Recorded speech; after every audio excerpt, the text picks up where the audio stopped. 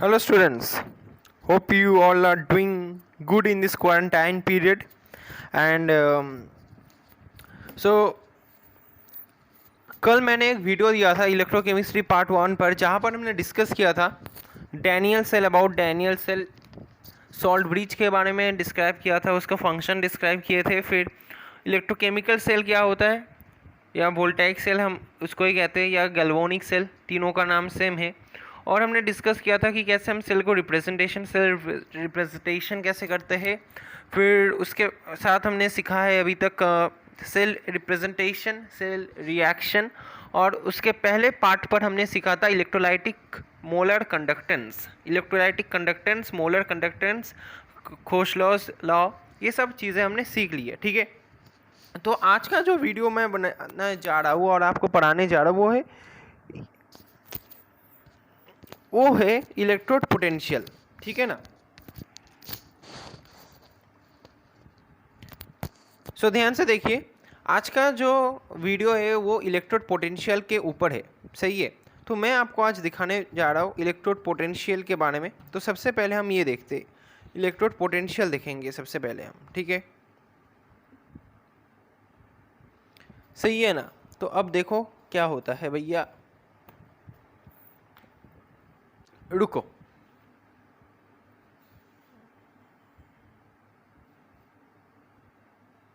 हाँ, तो जैसे कि आप लोग देख पा रहे हो, देखो मैं आपको दिखा रहा हूँ यहाँ पर।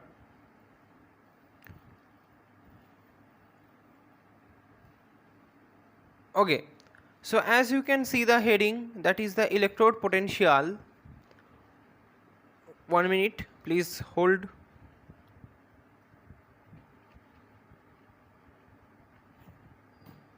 Okay students, so as you can see the heading electrode potential. Okay, so electrode potential में सबसे पहले हम क्या करेंगे कि सबसे पहले हम एक चीज़ देखेंगे। ठीक है ना। तो अगर यहाँ पर आप नोटिस करोगे, डायग्राम अभी साफ दिखाई दे रही है ना, तो देखो आप नोटिस करो कि यहाँ पर एक सॉल्यूशन रखा है और यहाँ पर एक मेटल रॉड रखा गया। ठीक है ना, सपोज करो कि जिंक का रॉड रखा गया।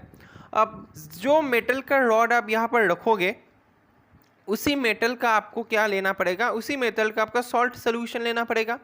अगर आप यहाँ पर जिंक रखते हो तो यहाँ पर आपको ZnSO4 रखना पड़ेगा। अगर आप यहाँ पर कॉपर रखते हो तो यहाँ पर आपका कॉपर सल्फेट रखना पड़ेगा। सही है। अब देखो कि यहाँ पर अगर मेटल रॉड रखा गया और यहाँ पर अगर जिंक मेटल का सोल्यूशन रखा गया, तो ऑब्वियसली क्या होगा कि जो मेटल है तो उसका तो प्रॉपर्टी एक हम कह सकते हैं, या एक तरह की टेंडेंसी है कि वो एटम से आयन फॉर्म करे। तो बेसिकली क्या होगा, अगर आप नोटिस करोगे यहाँ पर देखो, मैं डायग्राम आपको दिखा रहा हूँ। तो बेसिकली एम मेटल जो है in the form of solid that will convert itself to the ion form, तो एम प्लस फॉर्म में आ जाएगा। और जब आयन बनेगा तो रॉड में क्या होगा, रॉड में होगा आपका इलेक्ट्रॉन एक्यूमुलेट कर जाएगा। सही है, तो उसमें तो कोई तकलीफ नहीं है।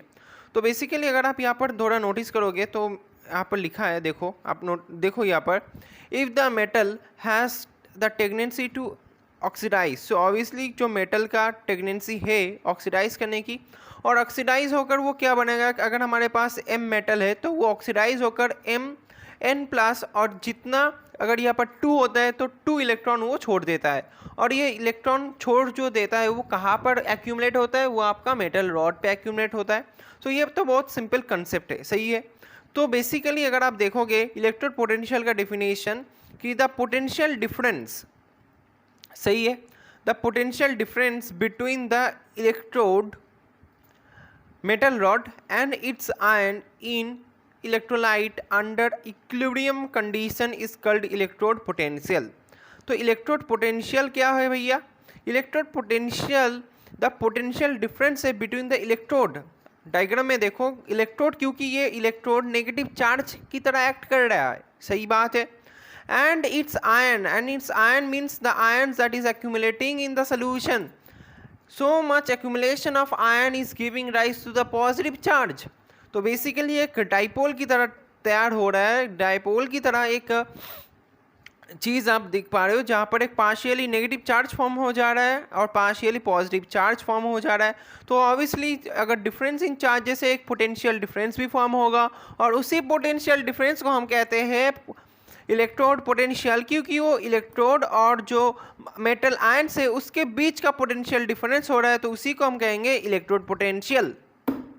सही बात है। तो in this case it is the oxidation electrode potential. In this case, it is oxidation electrode potential just because the metal has an tendency to oxidized। यहाँ पर हम जो मेटल की बात कर रहे हैं, हर मेटल की सेम बात होती है, लेकिन इस केस में हमने क्या दिखाई कि मेटल से मेटल आयन फॉर्म हो रहा है, मतलब यहाँ पर क्या हो रहा है, ऑक्सीडेशन हो रहा है।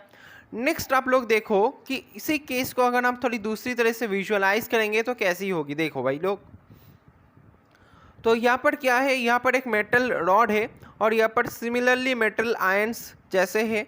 तो बेसिकली ऐसे भी आप सोच सकते हो कि जो मेटल आयंस है they have a tendency to reduce होकर वो मेटल फॉर्म में आना चाहता है, ठीक है ना, वो आयन फॉर्म से एटम फॉर्म में चेंज होना चाहता है। तो जो M+ होंगे, मतलब मान लेते हैं कि zinc ions the Zn2+, they will have a tendency to convert themselves into the Zn solid form and get deposited on the metal rod। so यार क्या बता रहा है कि if the metal, देखो कैमरा फोकस नहीं कर पा रहा है, रुको, हाँ देखो, अब देखो कि if the metal has the tendency to reduce, that is M+ से मतलब सब form solution plus Ne, electron वो कहाँ से ले रहा है, इलेक्ट्रॉन, क्योंकि उन्हें गेन ऑफ इलेक्ट्रॉन तो करनी पड़ी है। तो बेसिकली इलेक्ट्रॉन वो कहाँ से ले रहा है, फ्रॉम द इलेक्ट्रोड या मेटल रॉड से, जो इलेक्ट्रोड जो ट्रैवल करते हुए आया है उसी इलेक्ट्रॉन को वो लेकर वो क्या बनाता है भाई, M मेटल फॉर्म करता है और कहाँ डिपॉजिट हो जाता है, वो चिपक जाता है कहाँ, मेटल रॉड पे। सही बात है।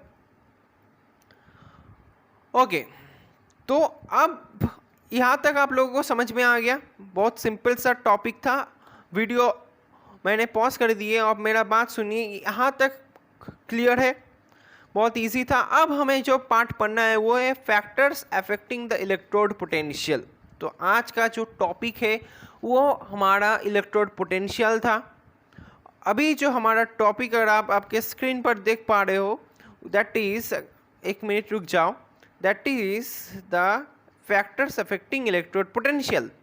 It's a very good thing, factors affecting electrode potential की कौन से फैक्टर्स इलेक्ट्रोड पोटेंशियल को अफेक्ट करते हैं। तो सबसे पहले अगर आप देखो तो लिखा हो गया nature of metal and it's ion, मतलब Zn से Zn2+ फॉर्म कर रहा है, Fe से फेरस आयन फॉर्म का हो सकता है, Fe से फेरिक आयन भी फॉर्म हो सकता है, ठीक है। सेकेंड पॉइंट मैंने जो लिखा है concentration of ions that is Mn+। तो जितना ज़्यादा कंसंट्रेशन ऑफ आयंस होगा, मान लेते हैं कि हम ऑक्सीडेशन इलेक्ट्रोड पोटेंशियल की बात कर रहे हैं, तो जितना ज़्यादा तो जितना ज़्यादा concentration of ions in the solution होगा उतना ज़्यादा इलेक्ट्रोड पोटेंशियल होगा, क्योंकि उतना ज़्यादा डिफरेंस बढ़ जाएगा। सिमिलरली ओके, थर्ड पॉइंट अगर हम देखें तो टेम्परेचर, थर्ड पॉइंट अगर हम देखें तो टेम्परेचर के कम होने से क्या होगा, टेम्परेचर ज़्यादा होने से क्या होगा। सो ये भी फैक्टर एक है। सही बात है। अब देखो आप लोग क्या है कि स्टैंडर्ड कंडीशंस, मतलब स्टैंडर्ड कंडीशन में, मतलब हम यहाँ पर बेसिकली, आप अभी मत देखो, मैं आपको बता रहा हूँ कि इलेक्ट्रोड पोटेंशियल ही हम डिफाइन करेंगे, लेकिन कुछ पैरामीटर्स से। पैरामीटर्स मतलब क्या सर, पैरामीटर्स मतलब होगा कि इलेक्ट्रोड पोटेंशियल हम डिस्क्राइब करेंगे,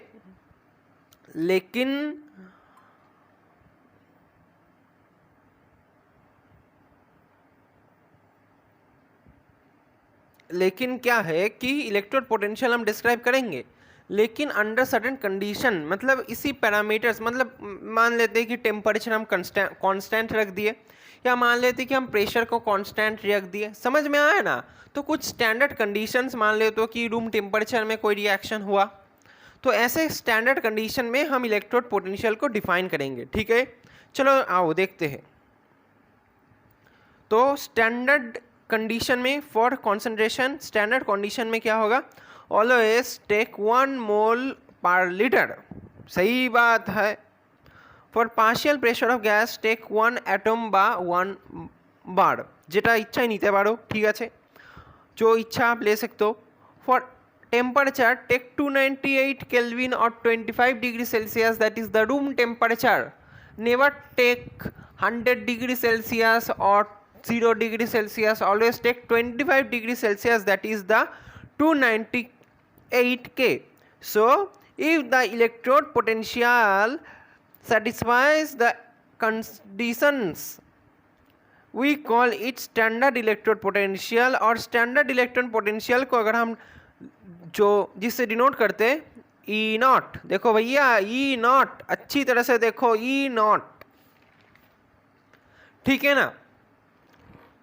अब देखो कि बेसिकली ऑक्सीडेशन जब हो रहा है, कुछ साइंस लैंग्वेज में आपको दिखा रहा हूँ। देखो जब ऑक्सीडेशन होता है तब क्या होता है कि M से Mn प्लस होता है, प्लस जो इलेक्ट्रॉन छोड़ता है वो राइट हैंड साइड में लिखे जाते हैं।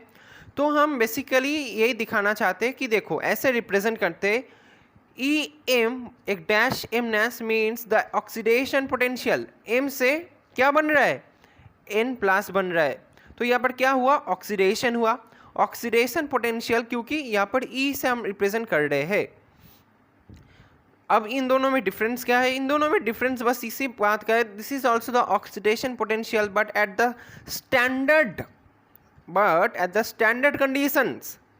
सिमिलरली अगर हम रिडक्शन की बात करें तो देखो रिडक्शन में भी हम दिखाए आपको, देखो भैया इससे बढ़िया नोट्स कहीं नहीं मिलेगा।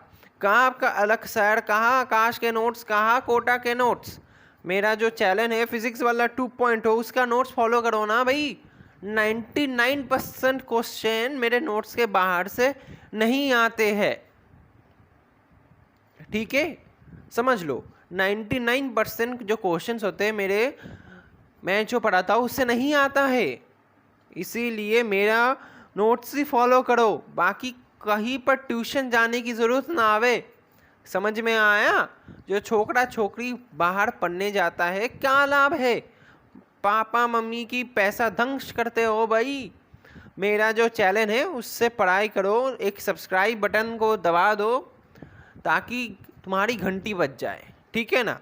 तो देखो आगे पढ़ते हैं, बेकार की बातें में समय नष्ट ना करते हैं। चलो भैया रिडक्शन। अब रिडक्शन क्या होता है, रिडक्शन में जो ये वाला रिएक्शन होता है हम सभी को पता है। तो Mn से M बना, क्या हुआ, रिडक्शन पोटेंशियल हुआ। सिमिलरली अगर यहाँ पर एक जीरो छोटा सा गोला बना दिया तो क्या हुआ, या स्टैंडर्ड रिडक्शन पोटेंशियल।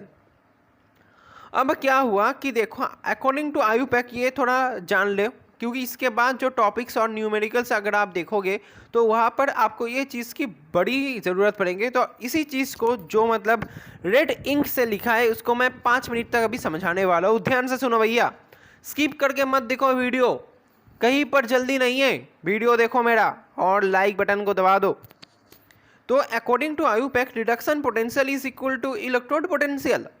अब हमें ये पता था कि इलेक्ट्रोड पोटेंशियल जो होता है वो दो तरह के होते हैं, oxidation reduction potential, sorry oxidation electrode potential और रिडक्शन इलेक्ट्रोड पोटेंशियल।